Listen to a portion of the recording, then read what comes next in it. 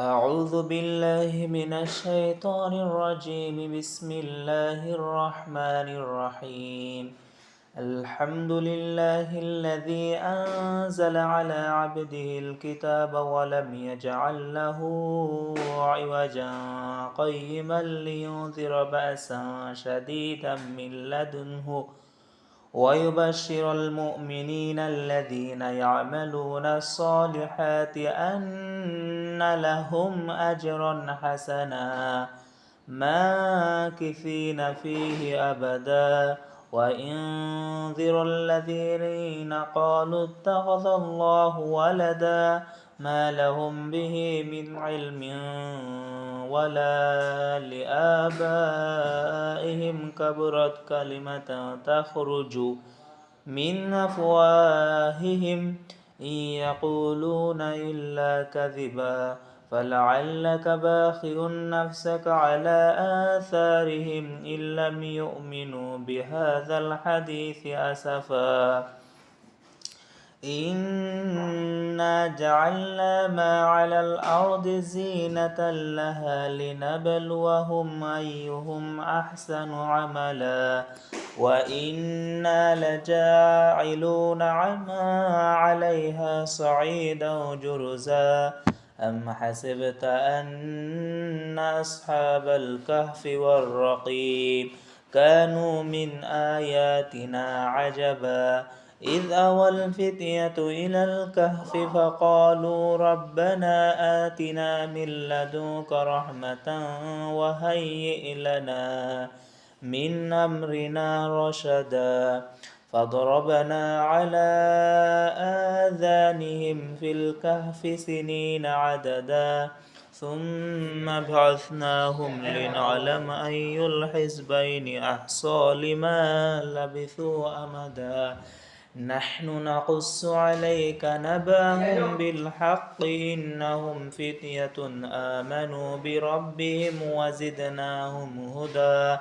وربطنا على قلوبهم إذ قاموا فقالوا ربنا رب السماوات والأرض لن ندعو من دونه إلها لقد قلنا إذا شططا هؤلاء قومنا اتخذوا من دونه آلهة لولا يأتون عليهم بسلطان بين فمن أظلم ممن افترى على الله كذبا وإذ اعتزلتموهم وما يعبدون إلا الله فأووا إلى الكهف ينشر لكم ربكم من رحمته ويهيئ لكم من أمركم مرفقا وترى الشمس إذا طلعت تزافر عن كهفهم ذات اليمين وإذا غربت تقرضهم ذات الشمال وهم في فجوة منه ذلك من آيات الله من يهد الله فهو المهتدي ومن يضلل فلن تجد له وليا مرشدا وتحسبهم أيقاظا وهم رقود ونقلبهم ذات اليمين وذات الشمال وكلبهم باسط ذراعيه بالوسيد لو اطلعت عليهم لوليت منهم فرارا ولملئت منهم رعبا وكذلك بعثناهم ليتساءلوا بينهم قال قائل منهم كم لبثتم قالوا لبثنا يوما أو بعض يوم قالوا ربكم أعلم بما لبثتم فابعثوا أحدكم بورقكم هذه إلى المدينة فلينظر أيها أزكى طعاما فليأتكم برزق منه وليتلطف ولا يشعرن بكم أحدا إنهم إن يظهروا عليكم يرجموكم أو يعيدوكم في ملتهم ولو تفلحوا إذا أبدا وكذلك أعثرنا عليهم ليعلموا أن وعد الله حق وأن الساعة لا ريب فيها إذ يتنازعون بينهم أمرهم فقالوا ابنوا عليهم بنيانا ربهم أعلم بهم قال الذين غلبوا على أمرهم لنتخذن عليهم مسجدا سيقولون ثلاثة رابعهم كلبهم ويقولون خمسة سادسهم كلبهم رجما بالغيب ويقولون سبعة وثامنهم كلبهم قل ربي أعلم بعدتهم ما يعلمهم إلا قليل فلا تمار فيهم إلا مراء ظاهرا ولا تستفت فيهم منهم أحدا ولا تقولن لشيء إني فاعل ذلك غدا إلا أن يشاء الله واذكر ربك إذا نسيت وقل عسى أن يهديني ربي لأقرب من هذا رشدا ولبثوا في كهفهم 300 سنين وازدادوا 9 قل الله أعلم بما لبثوا له غيب السماوات والأرض أبصر به وأسمع ما لهم من دونه من ولي ولا يشرك في حكمه أحدا واتل ما أوحي إليك من كتاب ربك لا مبدل لكلماته ولن تجد من دونه ملتحدا واصبر نفسك مع الذين يدعون ربهم بالغداة والعشي يريدون وجهه ولا تعد عيناك عنهم تريد زينة الحياة الدنيا ولا تطع من أغفلنا قلبه عن ذكرنا واتبع هواه وكان أمره فرطا وقل الحق من ربكم فمن شاء فليؤمن ومن شاء فليكفر إنا أعتدنا للظالمين نارا أحاط بهم سرادقها وإن يستغيثوا يغاثوا بماء كالمهل يشوي الوجوه بئس الشراب وساءت مرتفقا إن الذين آمنوا وعملوا الصالحات إنا لا نضيع أجر من أحسن عملا أولئك لهم جنات عدن تجري من تحتهم الأنهار يحلون فيها من أساور من ذهب ويلبسون ثيابا خضرا من سندس واستبرق متكئين فيها على الأرائك نعم الثواب وحسنت مرتفقا واضرب لهم مثل الرجلين جعلنا لأحدهما جنتين من أعناب وحففناهما بنخل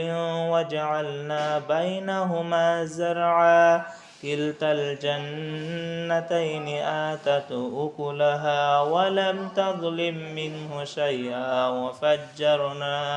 وفجرنا خلالهما نهرا وكان له ثمر فقال لصاحبه وهو يحاوره أنا أكثر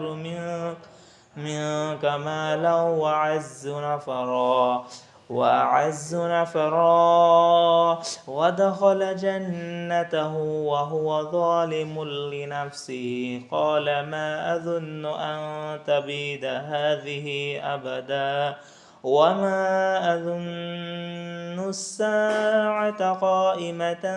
ولئن رددت إلى ربي لأجدن خيرا منها منقلبا. قال له صاحبه وهو يحاوره أكفرت بالذي خلقك من تراب ثم من نطفة ثم سواك رجلا لكن هو الله ربي ولا أشرك بربي أحدا. ولولا إذ دخلت جنتك قلت ما شاء الله لا قوة إلا بالله إن ترني أنا أقل منك مالا وولدا فعسى ربي أن يؤتيني خيرا من جنتك ويرسل عليها حسبانا من السماء فتصبح صعيدا زلقا أو يصبح ماؤها غورا فلا تستطيع له طلبا. وأحيط بثمره فأصبح يقلب كفيه على ما أنفق فيها وهي خافية على عروشها ويقول يا ليتني لم أشرك بربي أحدا ولم تكن له فئة ينصرونه من دون الله وما كان منتصرا. هنالك الولاية لله الحق هو خير ثوابا وخير عقبا. واضرب لهم مثل الحياة الدنيا كماء إن أنزلناه من السماء فاختلط به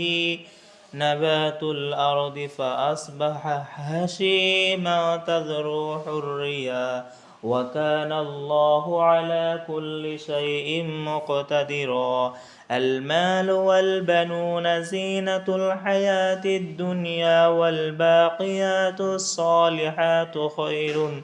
عند ربك ثوابا وخير أملا. ويوم نسير الجبال وترى الأرض بارزة وحشرناهم فلم نغادر منهم أحدا وعرضوا على ربك صفا لقد جئتمونا كما خلقناكم أول مرة بل زعمتم أن لن نجعل لكم موعدا. ووضع الكتاب فترى المجرمين مشفقين مما فيه ويقولون يا ويلتنا ما لهذا الكتاب لا يغادر صغيرة ولا كبيرة إلا أحصاها ووجدوا ما عملوا حاضرا ولا يظلم ربك أحدا. وإذ قلنا للملائكة اسجدوا لآدم فسجدوا إلا إبليس كان من الجن ففسق عن أمر ربه أفتتخذونه وذريته أولياء من دوني وهم لكم عدو بئس للظالمين بدلا. ما أشهدتهم خلق السماوات والأرض ولا خلق أنفسهم وما كنت متخذ المضلين عضدا. ويوم يقول نادوا شركائي الذين زعمتم فدعوهم فلم يستجيبوا لهم وجعلنا بينهم موبقا. ورأى المجرمون النار فظنوا أنهم مواقعها ولم يجدوا عنها مصرفا ولقد صرفنا في هذا القرآن للناس من كل مثل وكان الإنسان أكثر شيء جدلا وما منع الناس أن يؤمنوا إذ جاءهم الهدى ويستغفروا ربهم إلا أن تأتيهم سنة الأولين أو يأتيهم العذاب قبلا وما نرسل المرسلين إلا مبشرين ومنذرين ويجادل الذين كفروا بالباطل ليدحدوا به الحق واتخذوا آياتي وما أنذروا هزوا ومن أظلم ممن ذكر بآيات ربه فأعرض عنها ونسي ما قدمت يداه إنا جعلنا على قلوبهم أكنة أن يفقهوه وفي آذانهم وقرا وإن تدعهم إلى الهدى فلن يهتدوا إذا أبدا وربك الغفور ذو الرحمة لو يؤاخذهم بما كسبوا لعجل لهم العذاب بل لهم موعد لن يجدوا من دونه موئلا وتلك القرى أهلكناهم لما ظلموا وجعلنا لمهلكهم موعدا وإذ قال موسى لفتاه لا أبرح حتى أبلغ مجمع البحرين أو أمضي حقبا فلما بلغ مجمع بينهما نسيا حوتاهما فاتخذ سبيله في البحر سربا فلما جاوزا قال لفتاه آتنا غداءنا لقد لقينا من سفرنا هذا نصبا قال أرأيت إذ أوينا إلى الصخرة فإني نسيت الحوت وما أنسانيه إلا الشيطان أن أذكره واتخذ سبيله في البحر عجبا قال ذلك ما كنا نبغي فارتدا على آثارهما قصصا فوجدا عبدا من عبادنا آتيناه رحمة من عندنا وعلمناه من لدنا علما قال له موسى هل أتبعك على أن تعلمني مما علمت رشدا قال إنك لن تستطيع معي صبرا وكيف تصبر على ما لم تحط به خبرا قال ستجدني إن شاء الله صابرا ولا أعصي لك أمرا قال فإن اتبعتني فلا تسألني عن شيء حتى أحدث لك منه ذكرا فانطلقا حتى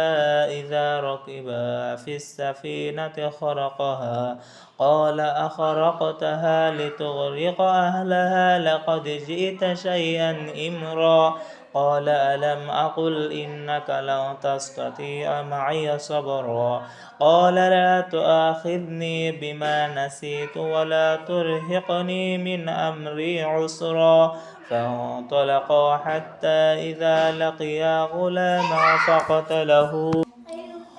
قال لا تؤاخذني بما نسيت ولا ترهقني من أمري عسرا فانطلقا حتى إذا لقيا غلاما فقتله قال أقتلت نفسا زكية بغير نفس لقد جئت شيئا نكرا قال ألم أقل لك قال إن سألتك عن شيء بعدها فلا تصاحبني قد بلغت من لدني عذرا فانطلقا حتى إذا أتيا أهل قرية استطعما أهلها فأبوا أن يضيفوهما فوجدا فيها جدارا يريد أن ينقض فأقامه قال لو شئت لاتخذت عليه أجرا. قال هذا فراق بيني وبينك، سأنبئك بتأويل ما لم تستطع عليه صبرا. أما السفينة فكانت لمساكين يعملون في البحر فأردت أن أعيبها وكان وراءهم ملك يأخذ كل سفينة غصبا. وأما الغلام فكان أبواه مؤمنين فخشينا أن يرهقهما طغيانا وكفرا، فأردنا أن يبدلهما ربهما خيرا منه زكاة وأقرب رحما. وأما الجدار فكان لغلامين يتيمين في المدينة وكان تحته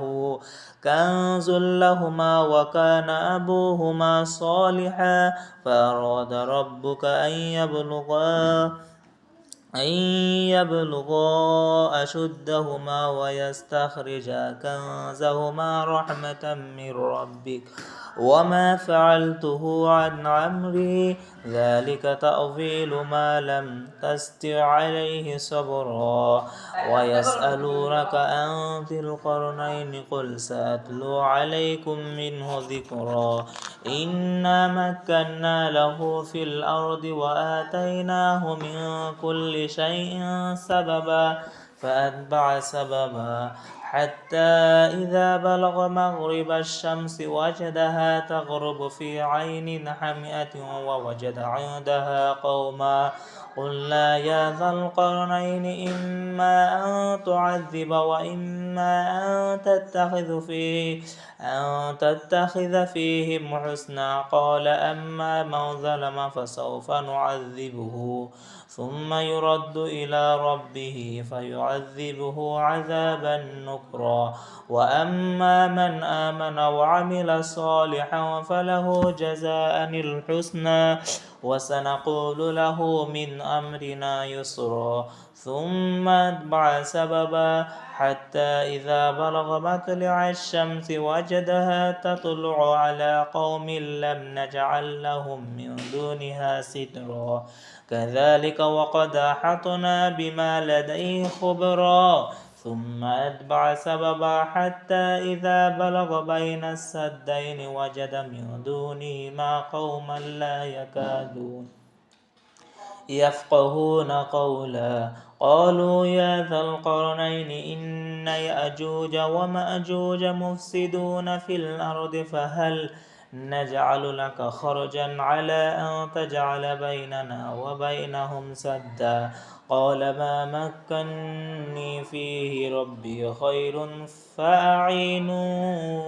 بقوة أجعل بينكم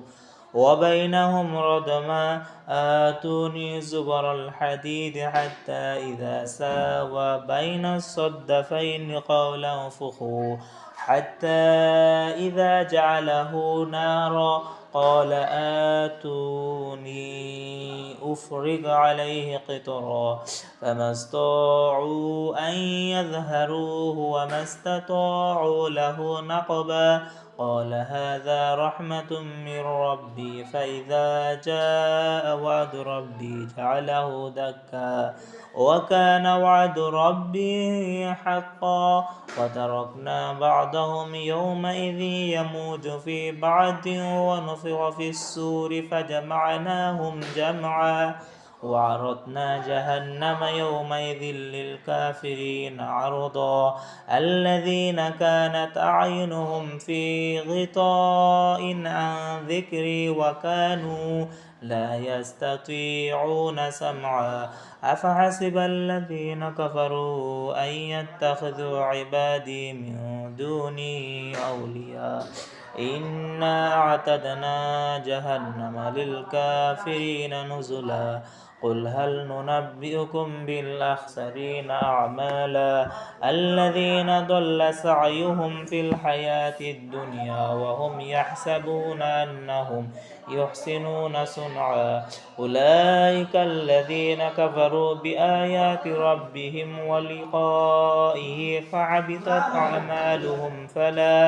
فلا نقيم لهم يوم القيامة وزنا ذلك جزاؤهم جهنم بما كفروا واتخذوا آياتي ورسلي هزوا إن الذين آمنوا وعملوا الصالحات كانت لهم جنات الفردوس نزلا خالدين فيها لا يبغون عنها حولا قل لو كان البحر مدادا لكلمات ربي لنفد البحر قبل أن تنفد كلمات ربي ولو جئنا بمثله مددا قل إنما أنا بشر مثلكم يوحى إلي أنما إلهكم إله واحد فمن كان يرجو لقاء ربه فليعمل عملا صالحا ولا يشرك بعبادة ربه أحدا.